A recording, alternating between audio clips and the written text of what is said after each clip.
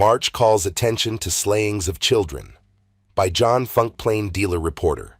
September 24, 1995.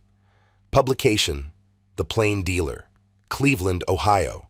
About 35 grim-faced men, women, and children chanted, "Save our children! Stop the killing!" as they crossed from Cleveland's east side to the west side yesterday on the Lorain-Carnegie Hope Memorial Bridge. They were parents, brothers, and sisters of some of the nearly 500 children slain in Cleveland since 1990. Their shouts fought a brisk wind and the roar of vehicles bound on Saturday errands.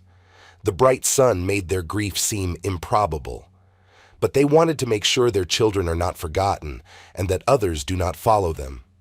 Their words seemed to disappear in the noisy breeze, just as their children disappeared in senseless, violent deaths, victims of homicides committed mostly by teens, mostly using handguns. Many of the parents carried large photographs of their dead children. Some wept occasionally as they talked of the killings. "About 500 children have been murdered since 1990, said Judy Martin, a member of Black on Black Crime, Inc., which sponsored the march, along with Save the Kids Patrol, the East Side West Side Coalition Against Crime, and Voices, or Voices Over Intercity Crime Exchanging Solutions. The point of the sorrowful parade was to remind the public of the homicides that take lives citywide and in the suburbs.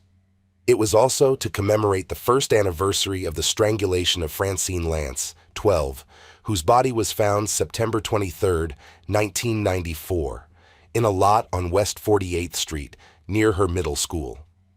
Stephen Kidwell, 24, was sentenced last week to die in the electric chair for the killing. Francine was a good girl. She wanted to be a dancer, said her mother, Rita, adding that her murder had hurt the entire family. "I hope this today will wake up others to help catch the killers of other kids." Martin echoed her grief. "When a child is killed, it is devastating to all of the family.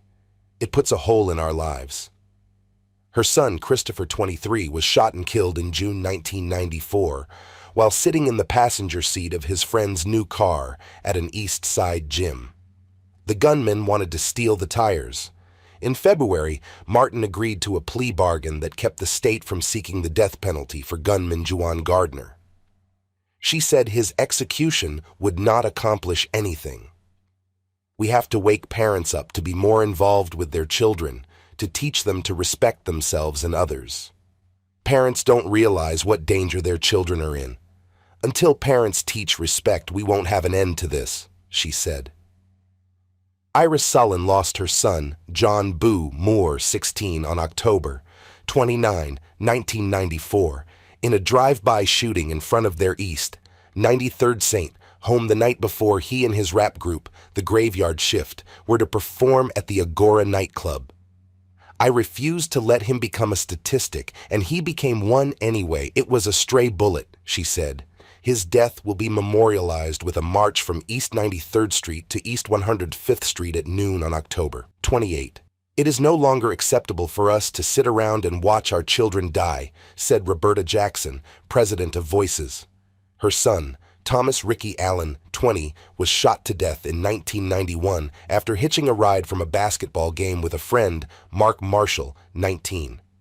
4 youths, 16 to 24, targeted Marshall and killed Allen because he was in the car. Like others in the group, Jackson said she has spoken to inmates at Grafton and Chillicothe correctional facilities in hopes that they will not become killers. "If you save one life, you've done well," she said. Photo by Scott Shaw, Plain Dealer, photographer. Parents, relatives, and neighbors of murdered children march across the Lorain-Carnegie Hope Memorial Bridge yesterday to call attention to the slayings. Beyond